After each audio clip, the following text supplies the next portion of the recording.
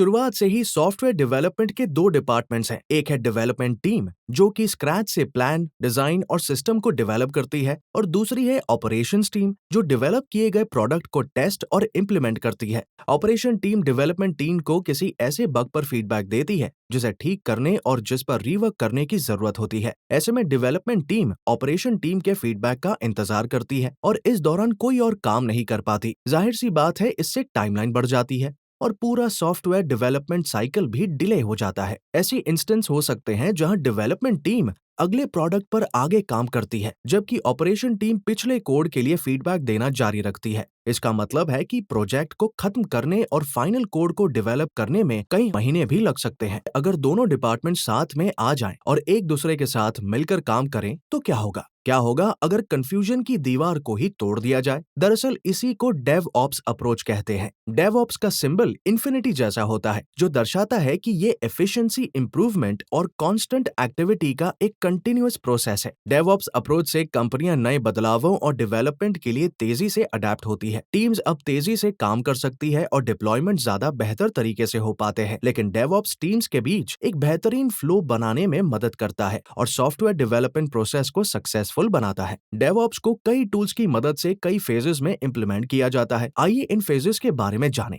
पहला phase planning phase होता है, जिसमें कस्टमर के एप्लीकेशन के ऑब्जेक्टिव्स को ध्यान में रखते हुए डेवलपमेंट टीम एक प्लान बनाती है। जब प्लान बन जाता है तब कोडिंग का काम शुरू होता है। डेवलपमेंट टीम उसी कोड पर काम करती है। इसके बाद GIT जैसे टूल्स की मदद से कोड के अलग अलग वर्जन को एक रिपॉजिटरी में स्टोर किया जाता है और जरूरत पड़ने पर उन्हें मर्ज किया जाता है। इस प्रोसेस को वर्जन कंट्रोल कहा जाता है। बिल्ड स्टेज में मेवन और ग्रैडल जैसे टूल्स की मदद से कोड को एग्जीक्यूटेबल बनाया जाता है। जब कोड बन जाता है तब इसे टेस्टिंग के लिए भेजा जाता है कि कहीं कोई एरर या बग तो नहीं है। ऑटोमेशन टेस्टिंग के लिए सबसे पॉपुलर टूल सेलेनियम है। जब कोई कोड कई मैन्युअल और ऑटोमेटेड टेस्ट से पास हो जाता है तब हम कह सकते हैं कि कोड डिप्लॉयमेंट के लिए रेडी है और फिर उसे ऑपरेशन टीम के पास भेजा जाता है। इसके बाद ऑपरेशन टीम कोड को डिप्लॉय कर देती है। इन फेजेस को ऑटोमेट करने के लिए सबसे अच्छे टूल्स हैं एंसिबल, डॉकर और क्यूबरनेट्स। डिप्लॉयमेंट के बाद प्रोडक्ट को लगातार मॉनिटर किया जाता है। इस फेज को ऑटोमेट करने के लिए नाजियोस टूल्स का इस्तेमाल किया जाता है।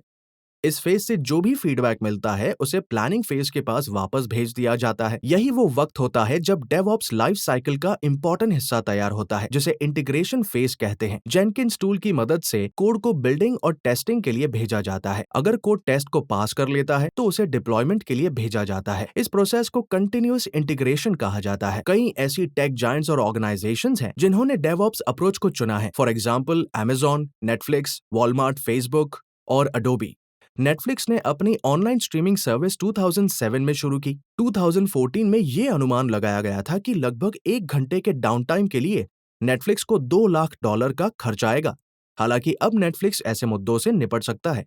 उन्होंने सबसे बेहतरीन तरीके से डेवऑप्स को चुना। नेटफ्लिक्स ने सिमियन आर्मी नाम का एक टूल डेवलप किया है जो यूजर्स पर असर डाले बिना सिस्टम में लगातार बग पैदा करता है। इस प्रॉब्लम ने डेवलपर्स को ऐसा सिस्टम डेवलप करने के लिए मोटिवेट किया जो ऐसे किसी भी मामले में फेल ना हो। तो चलिए अब आते हैं एक क्विज पर। डेवऑप टूल को उसके इस्तेमाल किए जाने वाले फेज के साथ मैच करें।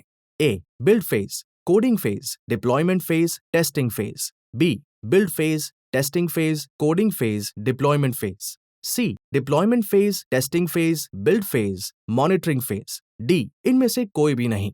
आज ज्यादा से ज्यादा कंपनियों का झुकाव ऑटोमेशन की तरफ हो गया है। उनका लक्ष्य डिलीवरी टाइम और डिप्लॉयमेंट और ऑपरेशन टीम के बीच के गैप को कम करना है। इन सभी लक्ष्य को पाने का एक लौता रास्ता है और वो है डेवऑप्स। अगर आपको भी ये लक्ष्य पाने और डेवऑप्स में एक्सपर्ट बनना है तो सिंपली लर्न में डेवऑप्स में पोस्ट ग्रेजुएट प्रोग्राम देखें। इसे कैलटेक CTME के साथ कोलैबोरेट करके डिजाइन किया गया है। ये प्रोग्राम आपको डिमांड में रहने वाले कई डेवऑप्स स्किल्स और टूल में महारत हासिल करने में मदद कर सकता है, जैसे कंटिन्यूअस इंटीग्रेशन और delivery, DevOps on cloud, Kubernetes, Docker और भी बहुत कुछ। हमें उम्मीद है कि आपको ये वीडियो पसंद आया होगा। अगर आपको पसंद आया तो हमें थम्स अप का बटन जरूर दबाएं। साथ ही हमारे चैनल को सब्सक्राइब करें और लेटेस्ट टेक्नोलॉजीज और ट्रेंड्स के बारे में जानने के लिए बेल आइकन पर क्लिक करें।